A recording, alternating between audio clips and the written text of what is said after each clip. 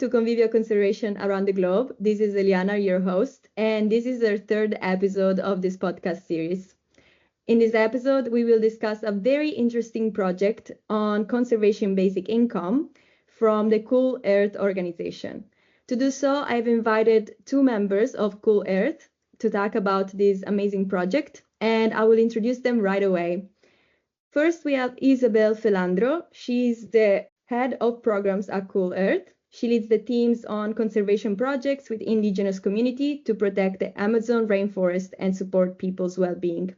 Hi, Isabel. Thank you so much for joining. How are you? Hi, Liana. Thanks for having us. Yes, it's a pleasure to have you. Just right away, the first question I would like to ask you, can you tell us a bit more about the Cool Earth organization? What do you do? Sure. Where Coolers exist to back people, that live in the rainforest to support their conservation efforts and fight the climate crisis. We are a UK-based organization, but we have projects in different rainforest ecosystems, probably the main ones around the world, projects in the Amazon, in the forests of New Guinea and Cameroon. So my job at Cool Earth is the work with our local teams and overseas that with projects that we have in partnership with indigenous and local organizations. Thank you very much for sharing. I'm excited to hear more. Our second guest is Martin Simoneau. He is the policy and advocacy lead at Cool Earth, and its goal is to talk about Cool Earth projects and all things rainforest, from its abundant biodiversity to its critical role in the fight against climate change. Hi, Martin. How are you? Thank you for joining. Hi, Liana. Thanks for having us. Yes, it's very exciting to have you both here. To you, I would like to ask more about the Basic Income pilot project in the Amazon. What is that all about? The Basic Income pilot in the Amazon takes the principles of classic universal basic income in the sense that it's a cash payment that's basic, so high enough for people to address their basic necessities, but low enough that you can't get rich with that money. It's individual, so it goes to every member in political community, let's say. It's universal, so that's literally every member, and it's unconditional, so we don't ask people to do anything with that money in particular. They get to invest it or use it in however they want. And the final thing, that it's a regular payment, so it comes in our case every quarter, as requested by the communities themselves. And the goal there is to address tropical deforestation by building the resilience or strengthening the resilience of these communities at the front line of deforestation, and saying, in a way, the more resilient these communities are, the more likely they will be able to resist threats to their territories.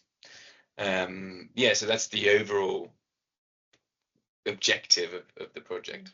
Thank you for this brief summary to both. So today we will dig into this, specifically into this project, Basic Income in the Amazon by Cool Earth. But before talking about the project, what I like to do is to usually give a bit of a summary of what convivial conservation is about. So generally, convivial conservation can be defined as one stream in a broader river of movements. And this stream seeks to overcome the unsustainable and inequitable status quo by creating a more equal and sustainable world. And it does so by implementing a set of principles which are also listed in its manifesto, which is included in the Convivial Conservation website. And this podcast aims to understand better convivial conservation and its principles and how they work in practice. And this is exactly the reason why I will now discuss with you, with my guests, how their project, this basic income pilot in the Amazon, relates to convivial conservation and its principles. I mean, I think it's probably fair to say that the reason we went into the world of conservation basic income is because we read the book Convivial Conservation. And in that book, there's a chapter specifically on conservation basic income coined by Bram, Büscher and Robert Fletcher. And so,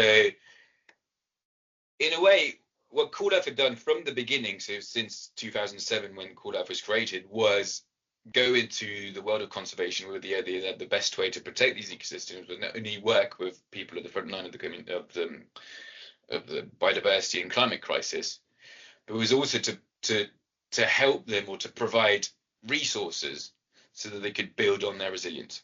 And the way we did that is through the delivery of an unconditional cash payment. And at that time, it was a communal payment. So it's a model that still exists, but instead of giving it to an individual, we just gave it to the governing committee of the community, and then they invested in however they wanted. And by about 2020, we wanted to see if there were ways to kind of improve on that model, namely because we weren't sure if everyone in the community benefited from that, and we knew that conservation practice or conservation policy or even climate practice and climate policy always struggled with making sure or ensuring that everyone could benefit from a particular intervention. And so that's why conservation basic income within the framework of convivial conservation was particularly attractive to us. So it was a one way of really having an impact on all these frontline communities. And for us, frontline communities is very important. So as it is also for convivial conservation practitioners, you saw that for a very, very long time, there's people who hadn't contributed or not contributed at all or very little to the crisis we're in. We're not really benefiting from anything, all the way from funding, all the way to the intervention. So with all of this in mind, we thought, well, this, because we've got the experience of delivering unconditional cash payments to these communities, let's try and deliver it on a bigger scale and also in a way that really benefits everyone within these communities. So I think that's, in a nutshell, some of the principles of convivial conservation are kind of summarized in the delivery of a conservation basic income. Yeah, thank you so much for sharing this with us. Isabel, do you want to add something else? Just to say that, when we start thinking about this model, also it happens in a context where there is a growing demand from the indigenous people and local communities for a fairer distribution of the funds, the climate finance. So we thought about a model that could really address that issue, and as you can see, all other, traditional conservation models, PAS, REDD+, ecotourism, just to mention a few, have failed in this fair redistribution and also in supporting local communities. So I think this basic income, conservation basic income model really offers a more tangible, solution for those two problems. Not only economical, environmental conservation issues, but also supporting social equality as well. Yeah, perfect. Thank you for explaining that. I also read that you are in collaboration with indigenous community organization, which is also led by women, and I think that it really connects well with convivial conservation idea to decolonize conservation, and I think this project connects well with all the convivial conservation message. So thank you for sharing how the project relates to convivial. I was wondering if during the implementation of this project, you encountered any political, social, or economic challenges that you have to face. Well, maybe it was more a cultural challenge, the one that we approached, at first. And maybe Martin can explain further after, because, he was also involved in the beginning of this pilot, as you said, Eliana. So we tried to follow a very bottom-up approach, So we engaged with this woman-led indigenous organization, actually two of them, ONAMIAP and OMIASEC. And so when we approached these indigenous organizations with the idea of launching a conservation basic income, we thought they would engage with the idea immediately, after we pitched the idea, but it was not like that. So at first it was challenging to explain them, because for them it was a very assistentialist approach, and also they were a little bit suspicious about the unconditionality of the model, after working with many other NGOs that comes with more, ideas, these more top-down ideas and projects that they want to implement without really involving them in the design. So they were very suspicious about launching this basic income pilot with them. So it took many months in the making to build the trust, with the indigenous organization. So we had many meetings with them before signing a more formal agreement with ONAMI and AMOMISEC. So explaining about the idea of conservation basic income, but also designing the pilot together. And now we are co-developing the pilot together. Even the monitoring and evaluation has been co-developed with them. So it's exactly the kind of model that we were trying to, to launch, to be more transparent, more ethical, more bottom, approach. So yeah, I think that would be probably was the main challenge that we faced at the beginning, but we are very lucky that, at the end, I think it has been incredible, everything that we have learned from these two organizations, having a better understanding of the local context and also all the challenges that these people are really facing and how we can use this basic income to address all those issues. Amazing, thank you. It's nice to hear that you build up a trustworthy collaboration with all the organization and the communities. Martin, would you like to add something to this? Yeah, I mean, there's probably two other big challenges that come to mind for me on top of what Isabel just said, about the sort of cultural challenge, because UBI is most definitely a Western concept. So for indigenous peoples, it was something completely new. On the other side, I mean, on the end of that spectrum, you have a kind of a donor challenge, because as many people within convivial conservation will know, conservation as a sector is extremely conservative. And as Isabel mentioned in a previous answer, payment for ecosystem service mechanisms, where you put conditions to the payments that you deliver, PS is rife amongst the sector. So when we came along and said, well, actually, let's remove those conditions, a lot of donors, so maybe that's more the political challenge, even though I'm not talking about, political at the level of governments. I'm talking about political at the level of the conservation funders. That became quite challenging, because suddenly for a lot of them, it was, well, you're not going to monitor if these payments are going to have a bad effect on conservation outcomes, right? And so we were very lucky amongst the Cool Earth donors that we had a very, let's say, open donor base. People that also were willing to take risks in the event that it went badly, right? But there are much bigger donors within the conservation sector who are still not completely convinced by this approach. And I think, as we start scaling up, or as we start growing at Cool Earth and beyond Cool Earth, it will become quite challenging. And the second issue was doing a basic income pilot where you deliver money individually to people in the middle of the rainforest is definitely not the easiest way in terms of logistics. Many people who have studied unconditional cash payments for a long time will know that, for example, in certain parts of Africa, mobile technology is very well developed, so they can receive payments on their phones and then claim it in a shop, etc., etc. In the middle of the Amazon, you don't have that luxury, if you want to call it a luxury. And so we had to open bank accounts for everyone that didn't have bank accounts. There was a bit of financial education, let's call it, just even to know how to go to the cash point or withdraw money, or how to use a bank card, etc., etc. So when people say, okay, unconditional cash payment models are very cost effective, because essentially what you do is transfer money from point A to point B, and that's all you have to do. Actually delivering it in the middle of the rainforest can be quite challenging, but it doesn't mean you can't overcome these challenges, because we obviously did.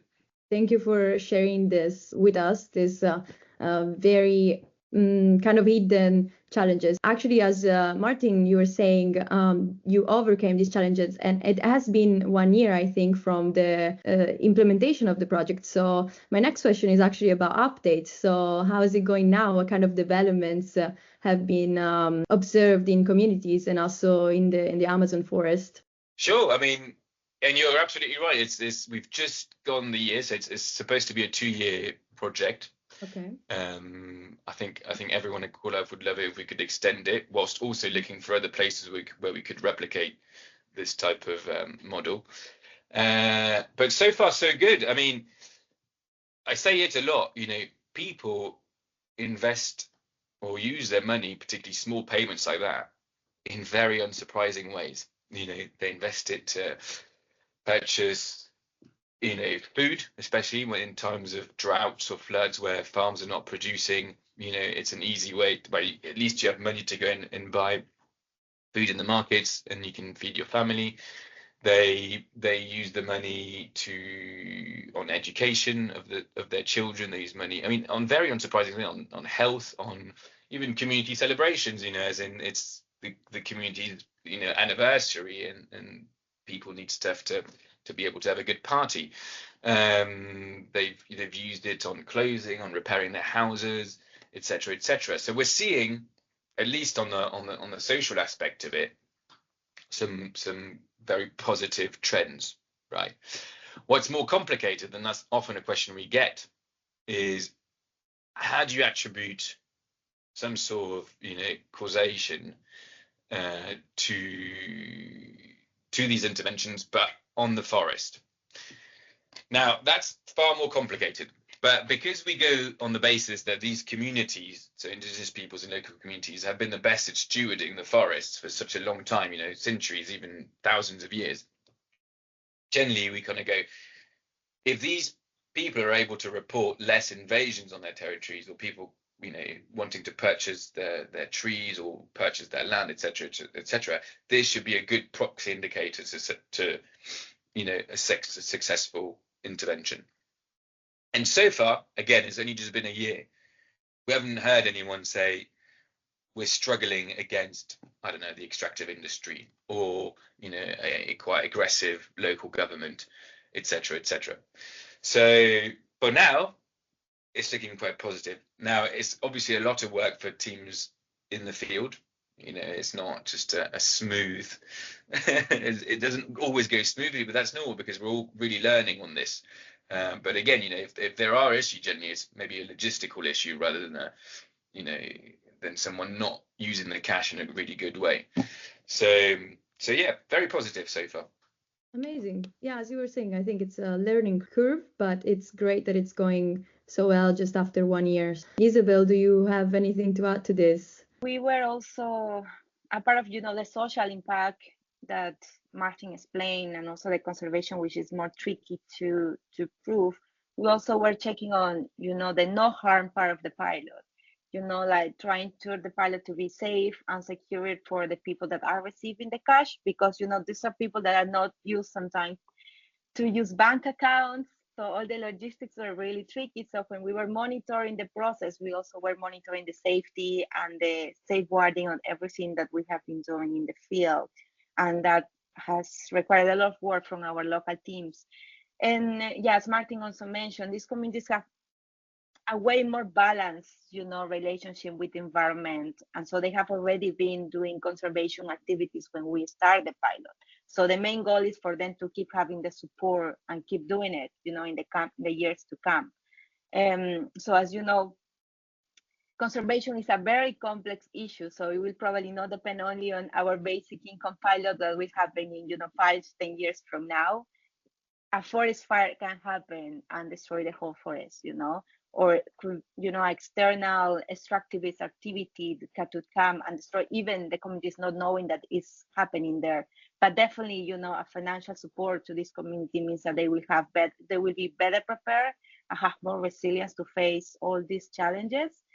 But something interesting that I would like to share with you, which is related, even in a small scale, but very related to and linked to conservation, is that a few communities are already investing in buying seeds for reforesting, the water springs, as droughts are a very challenging issue, and with climate change also, it's becoming more challenging sometimes for them, for keep and protect their water springs. So they are doing that, buying the seeds, using the cash to buy the seeds, to reforest around the springs to maintain the water supplies in the community. It's like very small but significant impact of this pilot, and how, the communities can really use wisely the cash based on the unique challenges they face, that they understand way better than we do, miles of kilometers far from where they are. That's a really amazing. Thank you for sharing that. And I think that shows just how much a fairly simple thing, just these cash transfers can actually reach such effective solutions both for improved livelihoods and improved forest restoration. So thank you so much for sharing these updates with me. Before finishing the episode with my last curiosity question, which is how I like to end it, we just talked about updates, and now I would like to hear your opinions on priorities. So, in your opinion, what is the single most critical step needed to ensure that projects like this basic income pilot in the Amazon can successfully promote conservation and community resilience? In other words, how can we promote convivial conservation?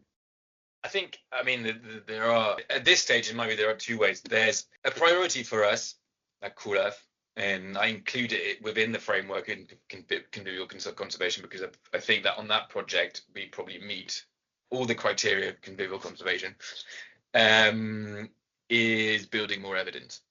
So every project that we will launch will deliver new learning, will deliver new evidence, because every context will be different, every community is unique, and I think that will be a real force and a real strength to achieve something that is much bigger. I think one of our big priorities at Cool Earth will be to say in the next 5-10 years to say, can we do this at the level of 100,000 hectares, right? Which is a huge amount of rainforest. And if we can deliver it at that scale, that'll be sufficient enough to approach governments and say, right, now Cool Earth is obviously too small of an actor to do this. Would you be willing, to develop policy around that, to be able to, influence, well, other governments, neighboring governments, allies, etc., to deliver this at a global scale. And the other thing we're already doing is creating a network, building networks amongst the conservation sector, amongst the climate sector, particularly with some of your colleagues, Eliana, in fact, and trying to figure out ways to bring in, researchers, practitioners like NGOs, campaigners or activists together to say, all right, well, let's build an agenda for this, and together put our strengths together to advocate for the delivery of these projects. And that actually is happening as we speak. And I think we'll probably make a lot more noise in the next few months. I mean, it's still being kept a bit of a secret, but we will launch this coalition of people interested in the delivery of a basic income for nature and climate. Amazing. Thank you for sharing the news with us. It's really exciting. I'm excited to hear more about this in the near future. Isabel, what are your thoughts on this question? Yeah, well, just saying, like, a year in the making of the pilot, and with the good results that we're already seeing, that I think we are more confident that like a model, like a basic income can really work, So what we want to do now is advocate more for this, as Martin said, we can do it alone. We're a very small organization, so we will need the support of practitioners, governments, big corporations to finance this model, and so we can scale it to all hopefully rainforest, areas, and with rainforest communities around the world. So we have been creating a network, and we have also participating in this climate change conference. Martin, was in Baku a few weeks ago, and we were gonna be presenting hopefully in the next climate change conference in Brazil next year. That will be 2 years in the pilot, so we will be taking more, results. But yeah, for us, Cool Earth has been doing this for 17 years. And so we know a model like this works. It's probably what we haven't been doing enough, and we are doing now more, is documenting, because that's what we need, the evidence to pitch donors, the evidence to pitch governments. But basic income models around the world have exist for, long time already, but this is like a new approach to conservation, and probably the first one in the world. So it's a big challenge for us to show that this small, basic income pilot in the rainforest Amazon is really working, and these kind of approaches need to be scaled, everywhere. Yeah, definitely. Yeah, it's a challenge, but I think it's been really successful until now, for what I read. So I'm excited to hear what's next. I'm sure we will hear a lot about Cool Earth and this project. Thank you so much for answering all my questions related to Convivial. We are approaching the end of this episode, but before saying goodbye, I would like to ask one more question, which is more of a curiosity question, is how I like to end this episode. So if you could share with us a story from the field that shows how conservation basic income has directly helped communities while supporting conservation action. You first, Isabel.